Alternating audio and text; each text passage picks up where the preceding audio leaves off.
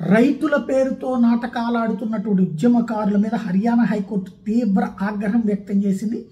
చిన్నపిల్లలని ముందు పెట్టి ఉద్యమం చేయడం ఏంటని నిలదీసింది. అంటే పోలీసులు దాడి చేస్తే లేకపోతే పోలీసులు అరెస్ట్ చేయబోతుంటే చిన్నపిల్లలను ముందు పెడుతున్నారు. చిన్నపిల్లల్ని షీల్డ్గా వాడుకునేటటువంటి నీచత్వం ఎందుకని నిలదీసింది. వాళ్ళని అసలు ఉద్యమంలోకి ఎందుకు తీసుకొస్తున్నారని ప్రశ్నించింది. It is a matter of great shame that you people are putting children ahead. Look at their age.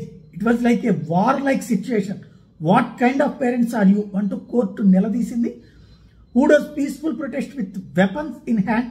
You people do not even have the right to stand here.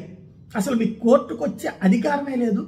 ఆయుధాలు పట్టుకున్నటువంటి ఉద్యమకారుడు ఎట్లా అవుతాడు? శాంతియుత నిరసన ఎట్లా అవుతుంది? అసలు చిన్నపిల్లలు పట్టుకోవడం ఏంటి, ఆయుధాలు పట్టుకోవడం ఏంటి, అది నిరసన అని చెప్పడం ఏంటి అంటూ నిలదీసింది హైకోర్టు. ఇది షాకింగ్ పరిణామం కిందకి మారింది.